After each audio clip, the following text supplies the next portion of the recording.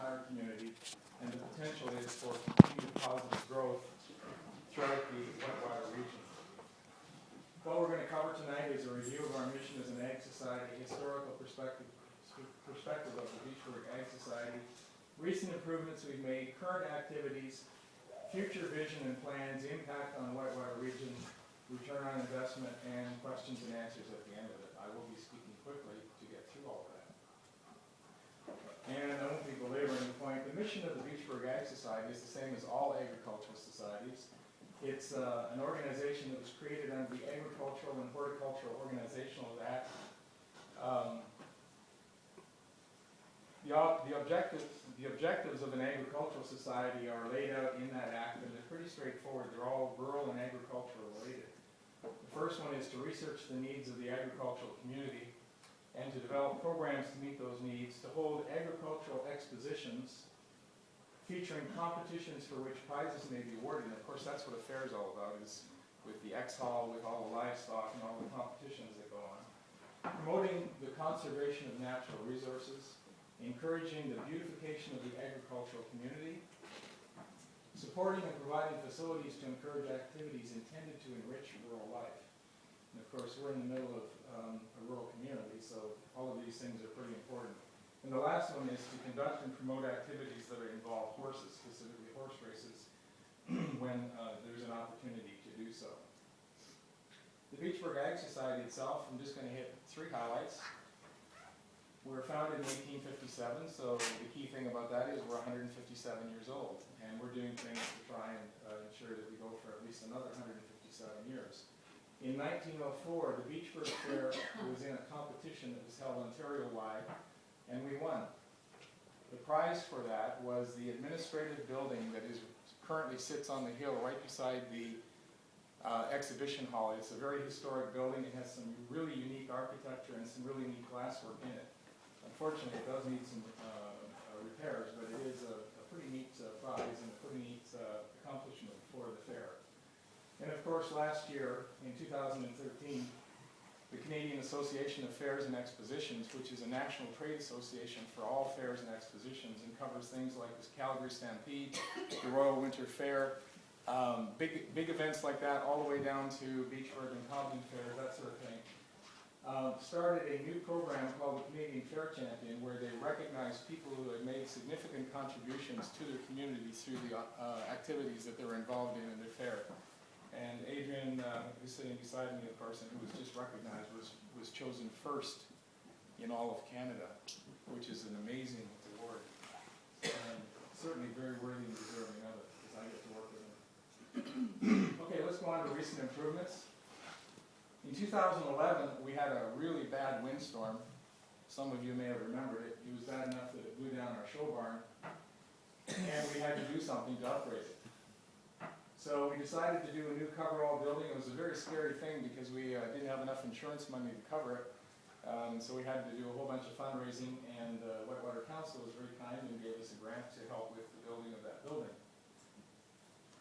That building is certainly bigger and more efficient than the one that was there before, and it's used for other things. We basically use it to store all of our picnic tables, equipment, and various other odds and ends.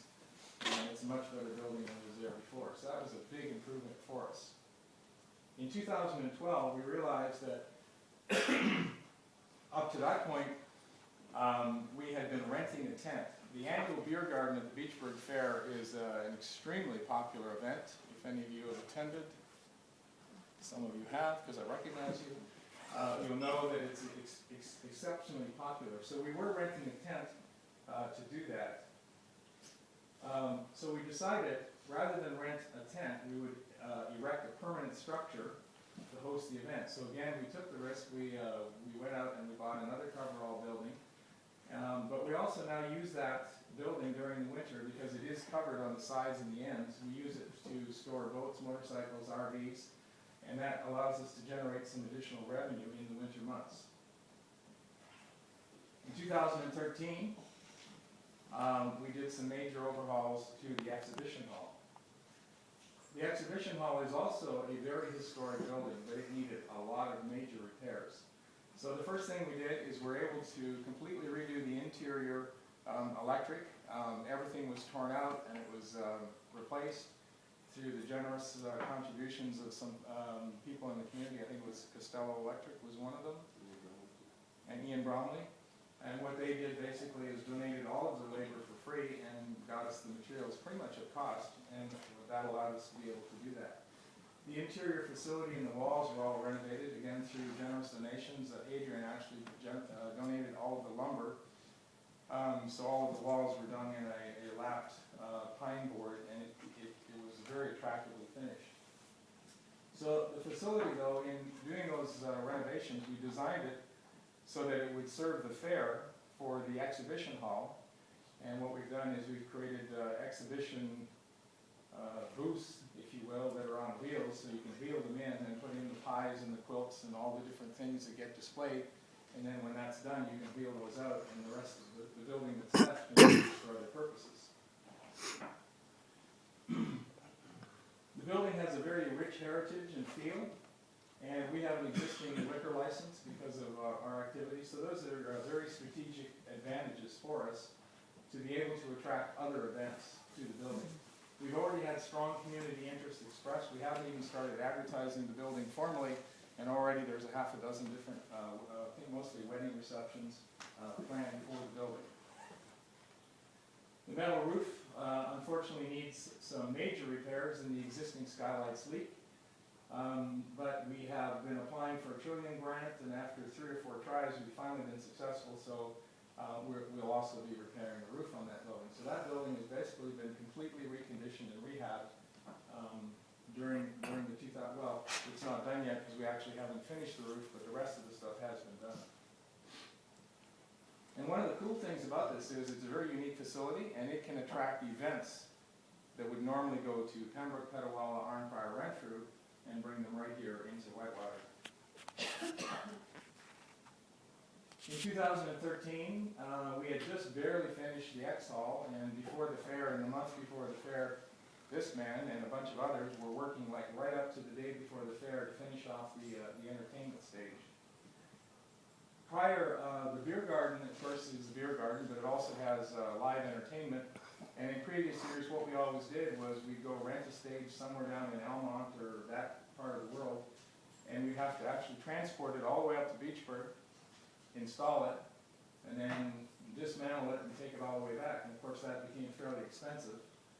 And so we decided, instead of paying all the money to do that, that we would build a permanent stage. So just like the getting rid of the tents, the rental tents, we decided to get rid of the rental stage. So we built a world-class performance stage. It's increased the usability and desirability of the entire venue, and it's eliminated all of the annual stage rental and transportation costs, and the payback on that is only a couple of years before we've actually saved money overall. Okay, so that's recent improvements. Now let's move on to what we're currently working on. If you're getting the idea that we always have something on the go, you would be correct. So our current activities, of course, we do the annual fair. We've had a successful fair since 1857, best fair in 1907. We have events for children, youth, young adults, and seniors, so it serves all of the community. We feel that we have one of the strongest agricultural contents and focus in the entire region. And certainly, I think that's borne out by the attendance and what's happening with the fair and the results. We have a winter storage facility. We're now able to store boats, motorcycles, RVs, pretty much anything that somebody wants to store for the winter. And there's no other facility in Whitewater of its size or design. We have the new exhibition hall, so the renovations were all completed. And to go along with that, we decided to rename the hall and keep it in keeping with what it's really intended to do. And so the new name is, it's called Heritage Hall. It's the only licensed facility, and it's actually more like 225 people. It's the only licensed facility for that many people of its kind in the region. And it's really cool. There's an upstairs area, and it's been designed so there's an area for the DJ upstairs for the music or for a live band. We've designed it so there's a bar in this roundish building. There's a bar in the center, a dance floor around that, and then the tables can go around the outside of the building. So it's really kind of neat the way it's set up. It has great potential. And like I said, we haven't even started formally advertising it, and it's already quite popular. Something new on the horizon. Relay for Life, for those who don't know about it, I'm sure most people do, it's a 12-hour overnight non-competitive event for teams that allows them to raise money for cancer research. And last year in Canada, there were $46 million raised. The base CFD Petawawa has hosted this event in the local area. They started in the year 2000, and by the year 2013, they were attracting 30,000 people, and they're actually at a point where they're saying, we can't do anymore. We can't hold more than 30,000 people. And so Relay for Life was looking for another venue to basically expand the opportunity in this area, and they came to us. And of course, we jumped at the opportunity because we have all of the facilities and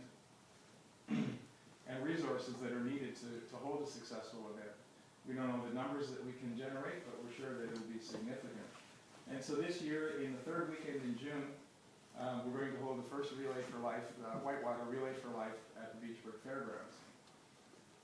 What this is going to do, of course, is provide more visibility for Whitewater. People generally either know someone that have been touched by cancer themselves, or they know someone who's been touched by cancer, or have friends or relatives. And so it's a very, very popular event, and it has a huge draw. And it's kind of fun. You get to kind of stay up all night and walk around the track and have fun. Another current activity that just got approved, third weekend in August. So there's kind of a trend here. Third weekend in June, there's an activity at the Beachburg Fairgrounds. Third weekend in July, there's the fair. Now the third weekend in August. This year, we'll have a new annual event. It's the only rodeo anywhere in the Ottawa Valley or vicinity. It will occur on August 15th, 16th, 17th. There will be about 250 to 300 cowboys from all over North America who will come to compete for $15,000 in prize money. But even more importantly for them, they compete for points, which allows them, if they get enough points, they can go to the National Rodeo Finals in Las Vegas, and that's the big payday for them. So it's going to be a really cool event. It's sponsored by Ram, Case Tractors, Lone Star, Steakhouse, just to name a few. There's about 10 nationally recognized sponsors, and this is going to be an incredible event that brings a whole bunch more people into the Whitewater area from all over the Ottawa Valley area. So let's have a look at results. What have we been able to do with all the things we've been doing? If you look at the fair attendance, in 2011 we had about 5,000 attend the fair. 2012 we had 5,400. 2013 we had 9,514, and this year we think there'll be at least 12,000 people attend. The beer garden in 2011 generated $20,000 in revenue. 2012 they came and saw the new facility. We generated $25,000, and then they came back in 2013. We generated $38,000. They saw the new stage, and so next year we think that more people will come back, and it should be more like $45,000. So clearly there's a rising trend. So the future state that we see is a facility, a resource for Whitewater. There's a track and the grounds for Relay for Life. There's a concert and reception facility. There's a wedding hall and an event hall. There's volleyball courts and a children's play area that's there. There's a bike jump area, and there's a winter storage facility. Our project for 2014 is our dining hall. We have an annual beef and chicken dinner that's well attended, and quite famous, and the dining hall is sagging and is in poor repair, particularly the area that people sit in. The kitchen area we feel we can renovate, but we're going to tear down the rest of it, put in a concrete floor, and rebuild it. Also, the power all comes into that building, and the power has old glass fuses and just is tired and all needs to be updated and replaced. So Adrian's here with me. He has all of the drawings for that new project. There's actually two parts to it. One is the power, because the power all has to be taken off the end of that building and put into a separate substation. And then there's the actual tear down and reconstruction of an open pavilion-style dining hall. So that's the project that we're working on this year. The future projects, the Heritage Hall One thing it needs is restrooms. We do have restrooms at the fairgrounds, but for those of you who have not been there, they're about maybe, 75 yards from the 75-yard trek across the grass, and of course in high heels and a wedding dress or a cocktail dress, not really what you want to do. And porta potties, we use them, but they're not really compatible with that kind of event. Of course, we make do at the moment. So we also think that Heritage Hall could benefit from having a food prep area. We're not talking a kitchen per se, but just an area where a caterer can have sink, counters, microwave, and just the facilities to be able to stage their food, so it makes it easier for them to pull off a really great presentation for the events that they're serving. The beer garden. The beer garden, we've done a lot of things to improve it, but it does require restroom facilities. We currently rent porta potties. You know, we got rid of the tent, we got rid of the stage. Now we want to get rid of the porta potties and put in permanent facilities there. The schedule for all of this: the electrical upgrades will be done by June. They have to be for the fair. Likewise, the dining hall has to be done for the fair so we can do the beef and the chicken dinner. The skylight and the roof might be done by the fair, might not, but it doesn't matter as long as it doesn't rain too much, because we have to put up pots to catch the drips. And the restrooms we'll do in 2015, and then the beer garden somewhere 2015 or beyond, depending on tonight's meeting and various other things. So we're here to ask for some help with the dining hall. The pavilion is $35,000. The electrical updating is $15,000, and that's a lot of that's with some donated help as well. So we're asking that the Hydro community funds, that we be given some funding out of that to help defray the costs of that project. So the question you might ask is, why would you do that? Well, I'm going to give you a return on investment. All these new events that we're planning, the rodeo, the other events that we draw, the weddings, and the people that come in for the weddings, and the people that come in for the Relay for Life. If you make just a very modest assumption that each person that comes into this area spends $75 in this area, and I remind you that a tank of gas costs me more than $75 these days, so I think that's fairly reasonable. But regardless, whatever the number is, there's a fairly significant return on investment as these events continue to grow. So initially it's close to $400,000, and by 3 years out, we're projecting that your investment will help us generate over $1 million positive return on investment for tourist dollars and dollars being spent in this area from people that come in to see all of these different events. This is a win-win investment for the council. The public's aware of the Beachburg Hydro funds and the previous agreement. Spending the funds outside Beachburg, regardless of the reason, is unpopular and arguably unfair. Beachburg and Whitewater residents would be very happy with this investment because everybody gets to use it and it serves their interests. All residents are served because this is a resource center. The wedding hall can be used by anyone. In fact, any of those facilities can be used by anyone to the extent that they want to use them. And the Whitewater taxpayers are served because this facility and the various components and the various events that we're planning and expanding and doing attract people from outside the community. The fair last year brought lots of people from CFB Petawawa, from Deep River, from Atomic Energy, from the Quebec side, because they like rodeos, they like fairs, they like monster trucks. So they'll come and they'll spend their money here in this area, and they'll keep coming back as long as we serve them. That's my presentation. We hope you will give us favorable consideration for help. We think it's a great investment, and we hope you'll think likewise. I'm open for any questions. Okay. Actually, before we get into questions like that, I have a motion here, a better request for a motion regarding an event you're having April 26th. I'm going to read the motion, and then I'm going to ask for some information on it, because we're not sure just what the event is. Moved by Councillor Dick, seconded by Councillor Krim. Be it resolved that the Council of the Township of Whitewater Region declare the Beachburg Agricultural Society's Celebration of Life event being held April 26, 2014, a public event of municipal significance that does not knowingly contravene any municipal bylaws. We're not familiar with this event or what it is, why it is of municipal significance. I think respectfully, Mayor LeBeau, we can withdraw that request. There was a misunderstanding in applying for a liquor license. There was a misunderstanding about the category that our organization falls under. If you are a private organization, the only way you can have a liquor license for that type of event is by having such a designation made by the municipal government. And in our case, the Agricultural Society is a nonprofit, so there's not a requirement to do that. Oh, That was just, so that was a misunderstanding by the person applying for the liquor license. okay, so we could just withdraw the So you motion can then. withdraw that, yes. Okay. Thank you. Okay, now, any questions from council on the presentation?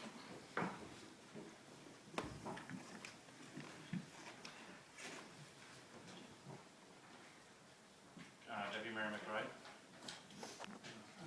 Must say I'm very impressed with the presentations. My father was part of Beachburg Fair a zillion years ago, so it's always been close. And I like your idea of the different venues. One question, maybe it was I missed it. In your presentation, Mr. Rogers, is there a suggestion how, what would be an appropriate amount, or what are we shooting for? $2 million? No, we'd like you to help us build a dining hall. And we estimate the dining hall will cost us $35,000 for the dining hall and $15,000 for taking all of the electrical for the entire fairgrounds comes into the end of that building on an old panel that's on the back wall of the building. So all of that has to be ripped out, and of course all of the breaker boxes and fuses are like ancient. So that has to be relocated into a small, like, separate power station, and the cost to do that is $15,000. So we're asking for help with that project.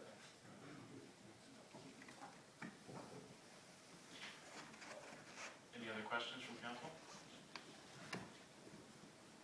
Okay, this, we're not actually going to be making a decision on this tonight. It's going to go to our finance committee meeting, the first one we have, regarding budget deliberations. I'm not sure when that will be, 1st of April? The 9th of April. And we'll study this and then bring it to that committee. But it's certainly a very interesting presentation.